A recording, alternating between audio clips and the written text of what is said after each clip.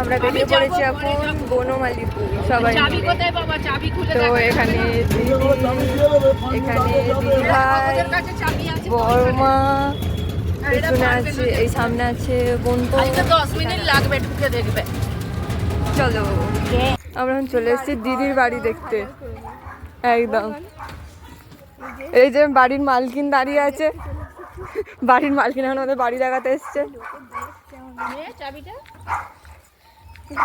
চল